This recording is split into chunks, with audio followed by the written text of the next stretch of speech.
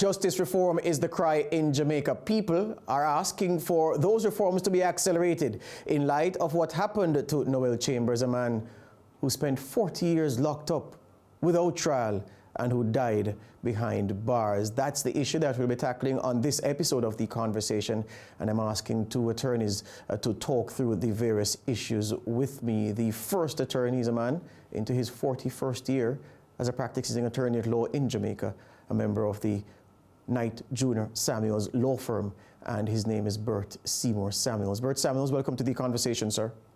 It's good to be here with you. Thanks. Good, good, good. Noel Chambers, 2020, 40 years behind bars, no trial, dies there, mentally challenged. What kind of system are we presiding over in this 21st century, Mr. Attorney? Well, the breakdown is one which the state must take responsibility for. The Charter of Rights that we passed in 2011 said no arm of the state should trespass on someone's rights, and his right to liberty, his right to freedom of movement was restricted for 40-odd years. In my experience, when someone comes before the court and seems to be, from a layman's point of view, mentally challenged, the court normally sends for a psychiatric report. When the psychiatric report comes, if that psychiatrist says the person is not fit to plead, in other words, their mental state is such that they can't go through a trial, they can't, as it were, give their lawyers instruction and they don't understand what is happening, then they are remitted for medical, as it were, medical care without another date being set for them. And once you're in the system, without another date to come to court, that's the problem. The explanation offered up by the National Security Minister, well, giving a timeline of the events surrounding Noel Chambers' specific case, it does show a lot of gaps and a huge gap between the points that the court system and the correctional services sought to find persons like Noel Chambers in the system and see if they could find relatives who could receive them on the other side. Again, I put this question in the context of where we are in the 21st century. How is it that Jamaica is so backward on this count? Well, the information seems to be that the relatives have said that they were trying to get him out, and therefore to release him into someone's care is something that is compassionate, but not for 40-odd years. You pass the point now where relatives can't be found. What about another institution, unlike the General Penitentiary, which is centuries old, has no good system of, no facilities that any decent human being should be in? What about him being moved to another care facility? Yep. It begs the question, the broader question, Bert Samuels, about justice reform in Jamaica. And if we may, well, you've in the past spoken about the problems in the system. You've said, look, we could apply a prescription, a combination of more judges, more courtroom and mediation services to clear up a lot of the so-called backlogs, which is, I find it to be a misnomer, because I struggle to see how you can have a backlog if there isn't a time limit on when things should be disposed of by the court. So if it stays there for a long time, how is it a backlog? But if we start at the issue of more judges and more courtrooms, let's combine them together. Are we still in 2020 Jamaica, still severely undermanned, pardon the expression because women are judges too, where judges are concerned? And is it that we are still woefully short of what would be adequate where the number of courtrooms for these judges to operate in is concerned? Yeah, every time we complain that there's a heightening crime rate, we have to understand that the judicial system has to take care of the spike. And therefore, we've moved from, so much criminal activity with the same plant. In other words, we have one corporate area court in Halfway Tree that deals with most of the crimes and one Supreme Court. And these plants have not been substantially expanded. They have been expanded, but not substantially expanded to keep in the increasing crime and increasing our population. And we have to remember that when someone has a delayed trial, they are open to be compensated because the Constitution says, be it a civil trial or a criminal trial, if you suffer delay, then you can be compensated by the state. So the taxpayers are hit on both ends. We are not disposing of our cases on time, and therefore persons are languishing. And then persons are now bringing claims for damages for delays. I recently did a case in a civil case where we were paid money ordered by the court because of a delay in a civil case. And last year, also another gentleman, Mr. Morrison, I think he is, he managed to get also compensation because his case was going on and wasn't even completed. When the court heard his matter, it wasn't even completed. So that it is biting us on both ends. We are not getting justice, and we'll have to pay persons who have been waiting. Yeah. The issue of, we're talking about lack of courtrooms and not enough judges and persons who have filed claims successfully against the state because of delays in their trial, which leads me to the issue of bail, something that you've had to deal with in your practice as an attorney at law. The reforms that have been made to bail over the years and the access to bail, do you think those changes have put us in a position where a person accused has a reasonable chance of getting out given the circumstances of the particular case? Well, you see, yes, the Bail Act was passed, which puts the burden on the prosecution to show why this person shouldn't be given bail. And because we have a balance between a person is accused and is assumed to be innocent until convicted on the one hand, and we also have serious allegations against certain individuals. The court has had to, as it were, traverse these two rights in a careful way to say, listen, and very often the court is saying, this man has been in custody for a year, 2 years, and no trial has commenced. We can't have him sitting there anymore, I'm going to give bail. And then everybody throws their hand up, this man has been given bail in a serious offense. So it's a catch-22 position. The court is trying to be as humane as possible, but at the same time, the society is saying persons who are charged for serious crime shouldn't be offered bail. But bail is just part of the solution, because delay doesn't mean that you're in prison waiting on your case. Delay means that your case is subsisting. So you can be on bail and still sue, because some persons have been waiting for 2, 3, 4, 5, 6 years for their notes of evidence to be brought before the Court of Appeal. So the delay is not even in the trial courts only. It is in the appellate court where persons are waiting for their appeals to be heard. It transgresses all arms, all the different levels of the courts in the country. And what we say, we think justice has been treated generally as the poor cousin of the budget, and therefore we need to put a bigger slice of the budget if we are to concentrate on the proper courtrooms and more judges. Yeah, if you go from what the late Professor Dr. Barry Evans said in that committee that he led some time ago, they published a paper June 2007, I'm talking about the Jamaica Justice System Reform Task Force, you remember them well, speaking about the things that needed to be done to the provision of bail. And I know a lot of those changes have been mirrored in the Bail Act, but I'm sticking with that issue for a particular reason. Yeah. Where persons who are granted bail are concerned, or where persons whose attorneys go to the court and ask for their client to be given bail and they don't get it, is it still the case that the absence of bail or the thing that frustrates the granting of bail, that's the word I'm looking for, that those things that frustrate the granting of bail has to do with the court, the judge, being unconvinced that this person can go back into the community, given that there is no bail supervisor program as exists in other jurisdictions like Canada, and that this is a gap in the whole tapestry of providing bail to accused individuals, Bert. You're correct. I mean, there are times when a person's, based on the nature of the offense, for example, rape, you don't want the person to go back in the same community as the complainant until his case is tried. And there are a series of concerns that the courts have, justifiably so. Where will the person who is granted bail remain? But the Bail Act also allows the court to put conditions that you cannot go to a certain parish and to put boundaries on you. But the police don't enforce those well, and that the lack of enforcement by the police, or supervision is a better term, by the police, was also cited by that Chavan's report of 2007, and saying that that is what makes a mockery of the whole process. Yes, but I'd hope that when a person's condition that you should report to a particular police station every Monday, Wednesday, and Friday, that is a means of monitoring the person. But it's human beings we're dealing with, and therefore there are going to be persons who will breach their bail conditions. If you breach it, then you are not entitled to bail. And so the question of bail also, that there are concerns by the police that persons are committing offenses whilst on bail. But the Bail Act itself says once you do that, once you're accused of that, it is a ground for your remand to put you back in custody. But bail should be seen as the right of persons, irrespective of some people who have abused it.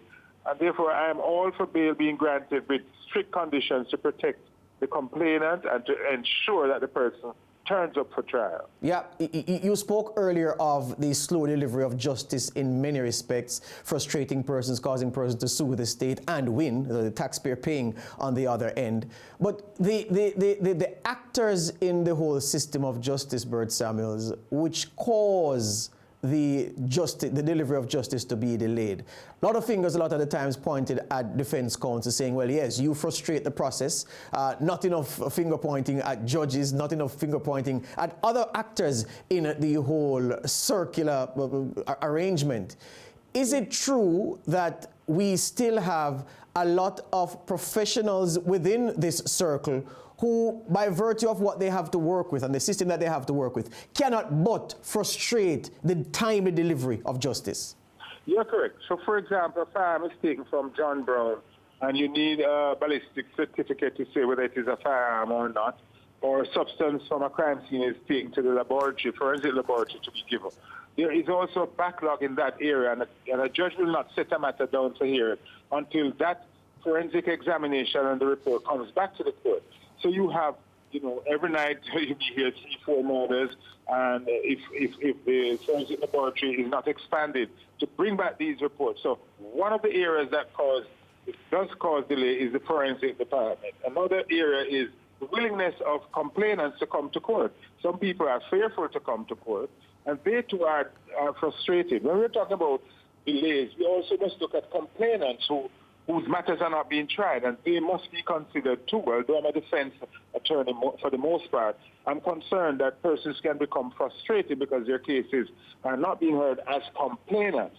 And then the police officers, they have their role to play. But then if you're working in a division where there are 3-4 murders every night, before the ink of your pen has dried on one murder case, you have to move to another.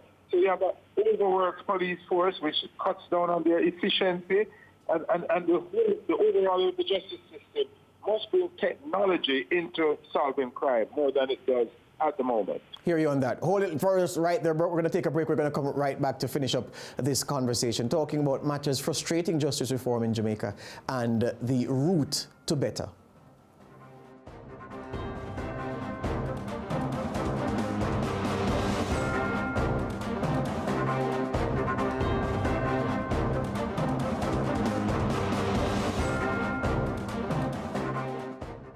Welcome back with the conversation. I'm speaking with attorney at law Bert Samuels. The issue of justice reform in Jamaica, again a topic for discussion because of what happened to Noel Chambers. Imagine a man going to, being arrested by the police and charged with a crime, but having actually never been tried by the courts, and he spends 4 decades languishing, and he dies in custody.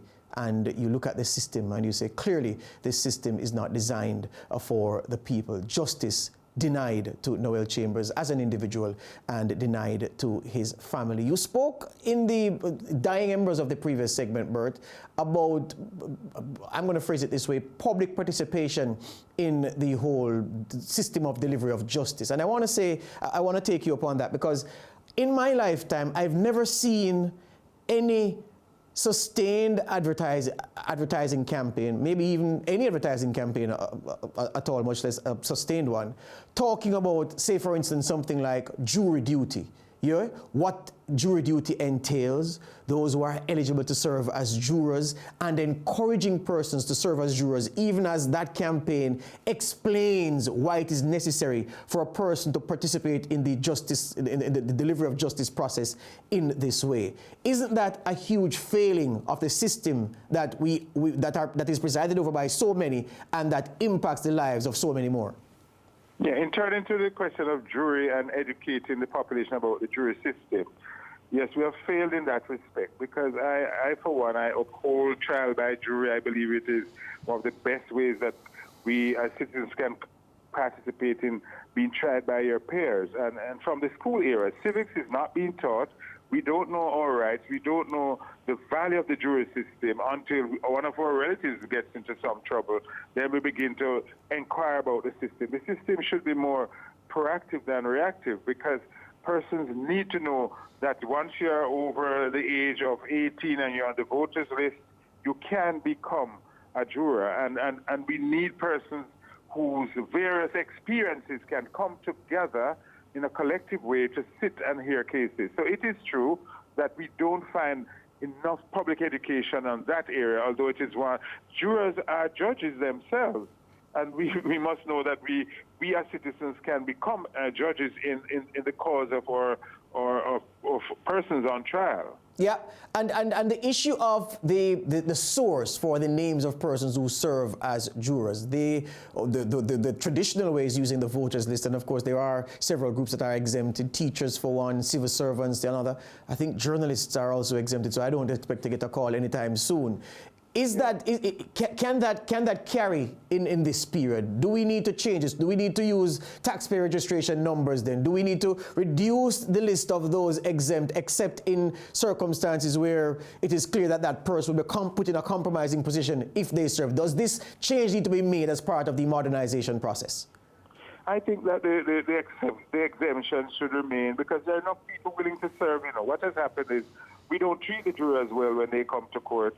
The allowance and the subsistence is not sufficient to take care of the conditions of the courtroom where they have to sit and deliberate are bad. So if the infrastructure is improved, persons who have given jury service are very proud that they have been called to play a role in government. Very often there is what is called the marginalization of the citizens. And one of the best ways for people to participate in governance is that they can serve as jurors. It makes them feel important, and important they are. So what we need to do is change the infrastructure, make sure the courtrooms are more people-friendly, and I think that the current system is fairly good. We have to be careful that we don't bring as wide a group as persons who maybe have a criminal record. So we have to be sure that persons who are serving as jurors have passed the test, that they are not, not being convicts or persons of bad character. So we just need to fine-tune the system. We don't need to, as it were, take away the exemptions, in my view. Yeah. Because we don't want teachers to be serving for 4 or 5 weeks. They are so valuable. We don't want certain category nurses to be serving. They need to be on critical care, in our hospitals. So those are exemptions that have been well thought out. I support them. Yeah. The use of technology, of course, we've heard a lot about, well, the dream of the current Justice Minister, Delroy Chuck, is to have many more cases tried in camera from the perspective, the modern in-camera way, which is, of course, the witness, those giving testimony are in a remote location where they could be at their home or some other secure facility talking to a courtroom of interested parties. I don't think that at this point that we are as advanced in that regard as we ought to be. There's no excuse. There's nothing about our history, the fact that we're only 50-odd years old as an independent nation, that can satisfy me as an explanation for why we are here. How can you advance this agenda, Bert Samuels? The greater use of technology, making it modern. Yeah, as valuable as the remote location is, there are some hiccups in the system. For example, you can appreciate if I am questioning you about a case now and you take a certain position and I have a certain document to show you.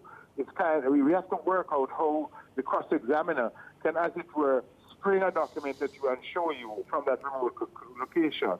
So we've been asking that the defense be allowed to sit in on some of these revised programs so that we tell them the hiccups and the drawbacks that this remote location and video link can create. I support the fact that witnesses should be protected, but I don't think we're at the stage where we have ironed out some of those hitches that we have pointed out to courts. Yeah, this is not one of those problems that the government can say, well, they've gotten tired throwing money at it. Justice reform always in need of funding. But I mentioned the report to you in the previous segment. A lot of work went into that. A comprehensive report.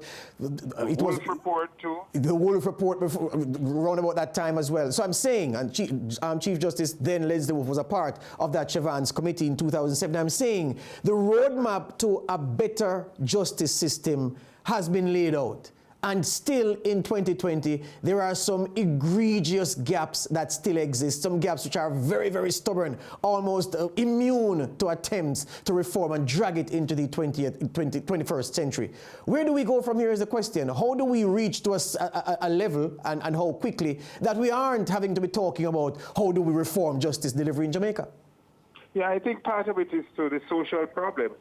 Being poor and black in Jamaica sometimes is deemed to be, they are neglected, no one is paying any attention. The fact that we don't respect each other, the fact that Mr. Chambers could be the general penitentiary.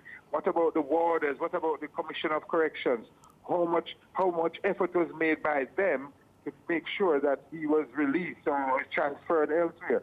We tend to just put certain people from certain places in one corner, and our concern is not for them. So part of the problem is the neglect of the poor in Jamaica. So part of the solution then is for who to stop neglecting the poor in Jamaica? Well, it has to be that persons who neglect the poor are punished and let their chips fall where they may. We have to punish people in the society who neglect people. And, you know, very often, I think you'll agree with me in this, when a public officer, and sometimes the police are more often than others brought before for misconduct and damages are paid, it's not paid from the pocket of the person who created the problem. It's paid from the budget, paid from consolidated funds. Taxpayers have to pay for the wrongs of other persons. When it pinches your pocket, or it pinches your ability to be promoted, or that your contract will be terminated, there'll be more enforcement. We are too lax. There is no responsibility taken at the right place. And which head is going to rule over this Chambers matter? Let's see what will happen. There you go. Bert Samuels, thank you for your time. Wish we could have had the video for the viewers to see you, but your voice is strong. Thank you. Thank you, my brother. Excellent. Bert Samuels, their attorney at law. So we discussed the issue of justice reform. Again, looking at some of the issues that remain immune to improvement. In the next half of the program, we're going to be speaking with a human rights advocate and attorney at law, Nancy Anderson. She had a specific interest in the Noel Chambers case, and we'll ask her for her perspective.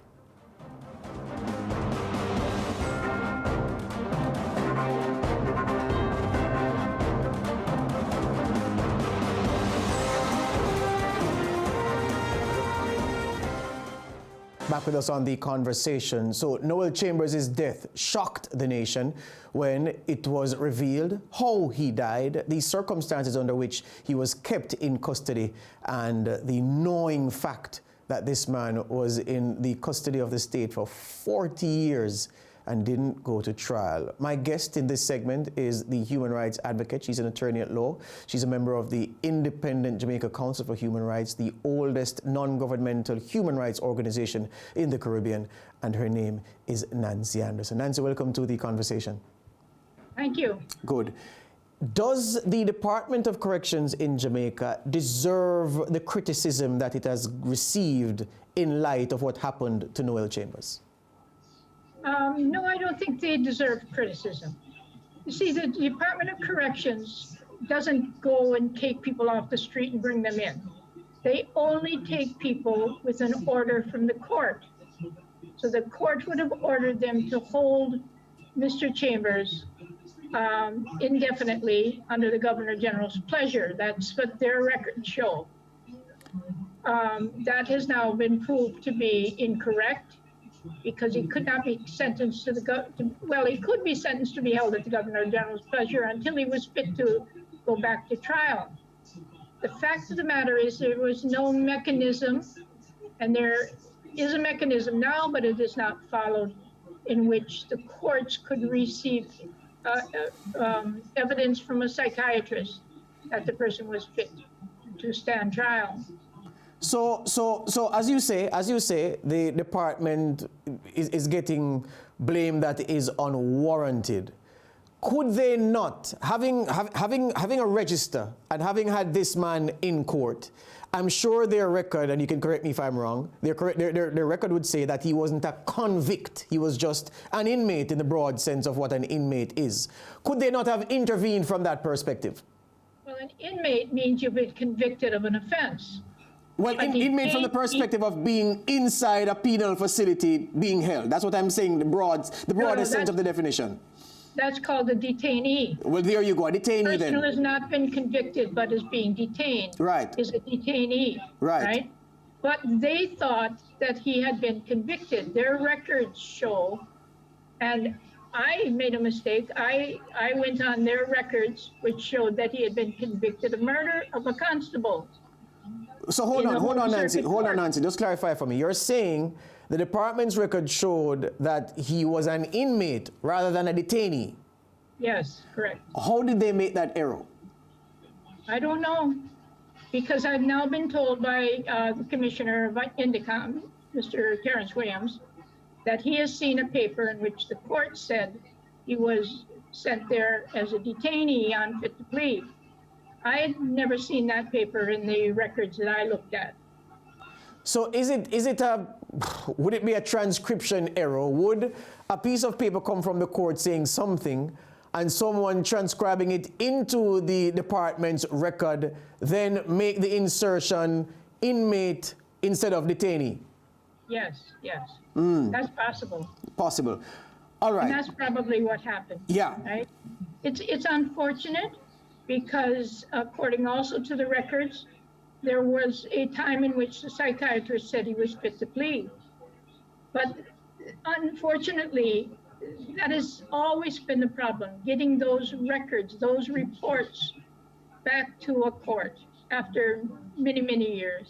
When someone is declared fit to plea after being unfit to plea previously, how quickly can that person expect to go before the court in this window? Because you never can tell if their condition may deteriorate. So clearly, in the interest of time, it is key to get that person before a judge as quickly as possible. Is there a timeline governing that? Yeah, you're correct on that, because their situation can change, particularly because prison is not a therapeutic situation. And so one day he can be fit to plea, and then something can happen mentally to him, to his mental capacity, and he's unfit to plea in a couple months or something. But the problem really is getting the people that have been held for several years as either unfit to plea or under the Governor General's pleasure, getting those reports back to the court is the big problem. And I blame the courts, because I don't think any court should send a person that has not been convicted and sentenced, should send them to a prison without setting another date in their court for when that person's case should be mentioned before them. And if that was done, they would say, well, where is the report from the psychiatrist? And then set another date for mention, and the psychiatrist come, or the report come, So the court should not be sending people for indefinite periods when they're unfit to plea, but should be sending them for periods in which they are to return to the court. You said earlier that you made a small error in all of this. Is there a way you could have avoided that error? I suppose, we did try in several cases. I'm not sure about Noel Chambers, but we did try in several cases to write to the DPP asking for her to confirm, for the office to confirm that the person had been tried, convicted, and sentenced to the Governor General's pleasure. In most cases, there were cases that dealt with people who were 30, 25, 30, 40 years after, and it was difficult for her to dig up the files. That did happen with one case last year, June, in which we were told by the Governor General that he could not deal with, or the Governor General's secretary told us, that he could not deal with the matter because the person had never been convicted. We then immediately wrote to the DPP and said, set the matter down for trial. He had been incarcerated for 34 years, 4 months and several days. And eventually, case management was set up in the circuit court, the home circuit court.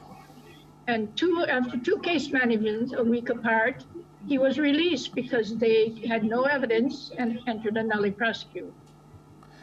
For persons convicted of a crime, Nancy Anderson, is it that you would have had to have displayed mental frailties or behavior which suggested you have a mental problem for you to get a mental evaluation before you are locked up? Or is it standard that anybody at all convicted, and prison is a hell of a thing to look forward to, that anybody so convicted gets that mental evaluation before they go in? No, it depends. Usually in murder cases now, at the end of a conviction, there will be a request for a psychiatric evaluation. But generally, the people who appear before a court and appear to have a mental illness, either they're not able to answer the court or they behave strangely in court. The judge who's hearing the case for the first time, either the parish judge or the circuit court judge, can ask for a psychiatric report. And the law clearly says that I'm sorry, let me turn off the phone. Oh dear. The law clearly says that the judge can only decide that a person is unfit to plea on the evidence of two separate doctors, one of which must have some psychiatric training. And I sincerely believe that both of them should have psychiatric training before they give reports to the court. Yes. But it's not the judge that should be making a decision.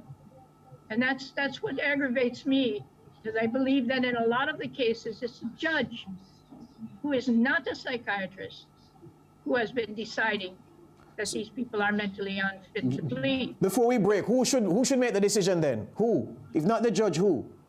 The two doctors. Yeah. Two doctors. So it's only on the strength of those doctors' report that a person should be classified mentally challenged, in need of further evaluation, treatment, so forth. That's what you're saying? Should be found unfit to plea. That's what the law says. Yeah. It should only be done on the report of two doctors, either orally or written. So Yeah. either the doctors attend court or they submit written reports. Hear you on that. Hold it right there, Nancy. We're going to take a break. We're going to come right back and finish up this conversation talking about issues confronting mentally ill persons in Jamaica. It's hard being mentally ill outside. It's hell being mentally ill inside a penal institution.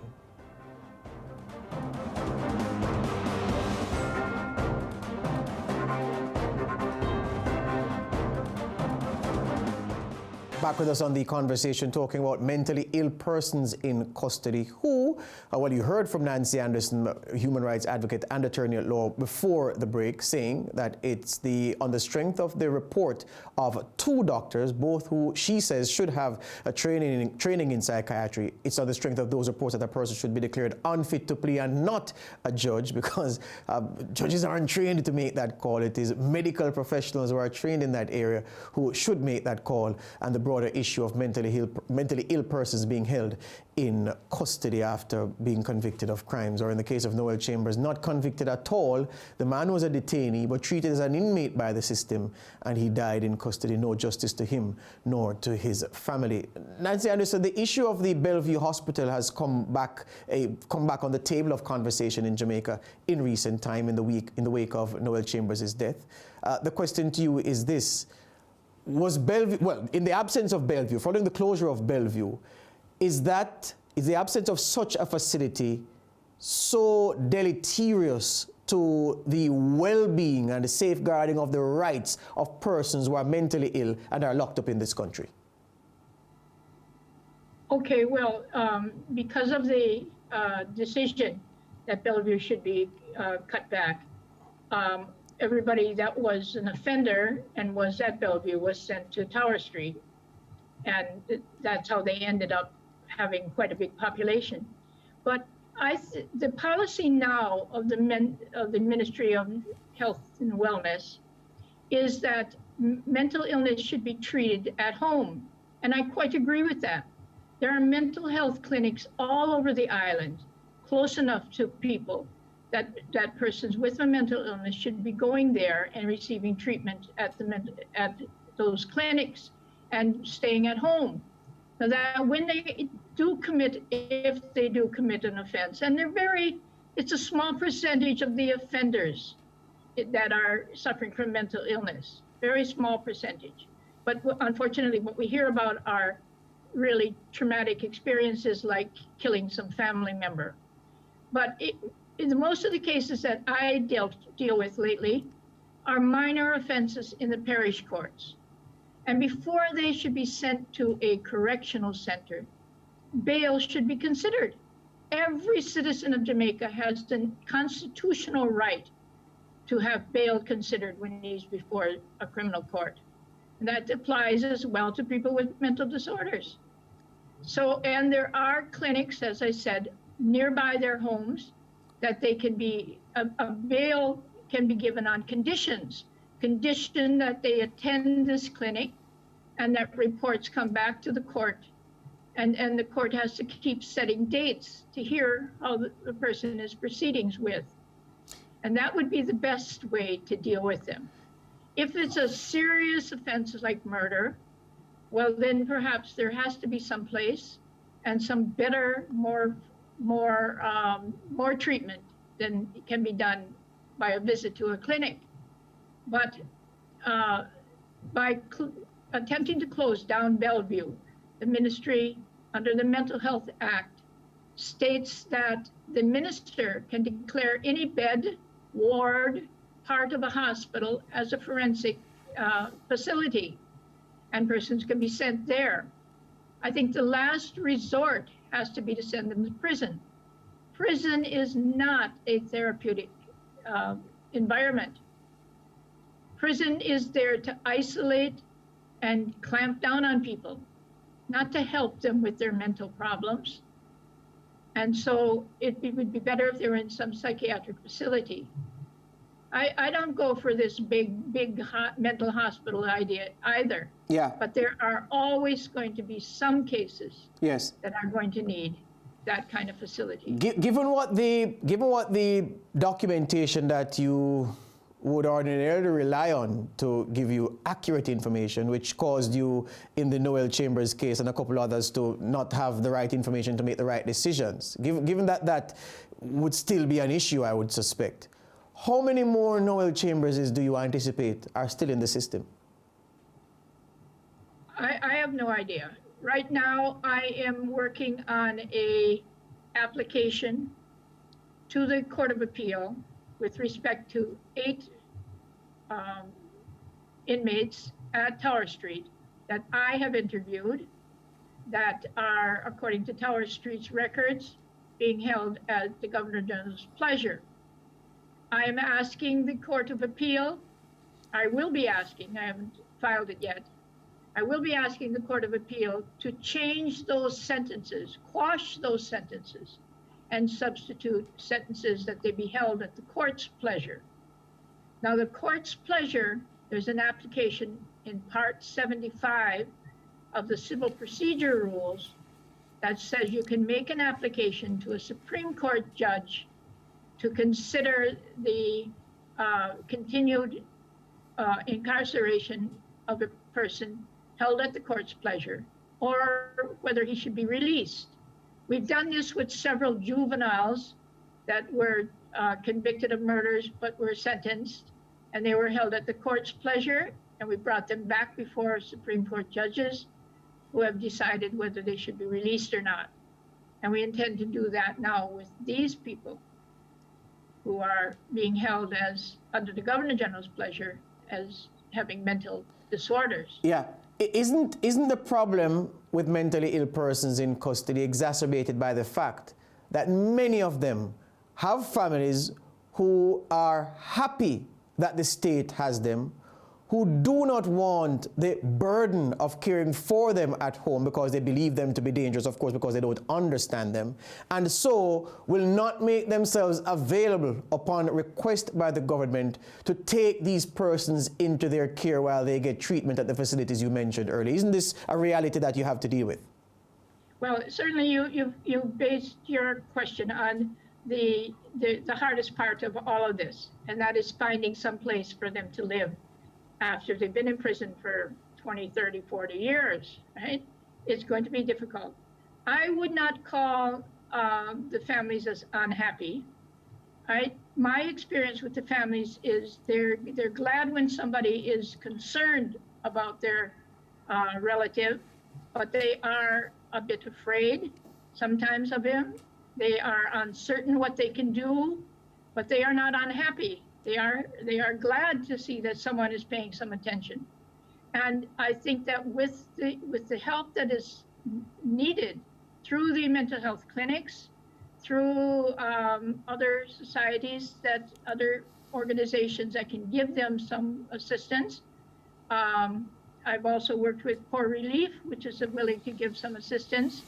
I've been able to find families that are willing to take these people back, as long as they see that they can get some support and some assistance. So but it is a big concern of where they would go if they're released, particularly when you've been incarcerated for, I don't care, even 10 years. Yes. Right? It is going to be very, very difficult for you to come out into society. I remember one occasion in which I sat with an inmate who had been in prison for about 29 years. And we sat in an outside place having lunch in Clarendon, actually. Yes. And he couldn't eat. He just kept looking at everything. I said, aren't you hungry? Don't you want to eat? And he said, look at the cars. Yes. Oh my goodness, look at how they look, Yes. I've not seen it for so long. Yeah. Almost like a culture shock. Nancy Anderson, we're out of time. We have to leave it there. Thank you for speaking with me. Keep up the good work. And, if only we had a system that didn't treat some of us as if we are outcasts and pariahs, we'd all be better for it. But thank you for your time and keep up the good work. Thank you. Excellent. Nancy Anderson there, human rights advocate and attorney at law. That's been the conversation for this week.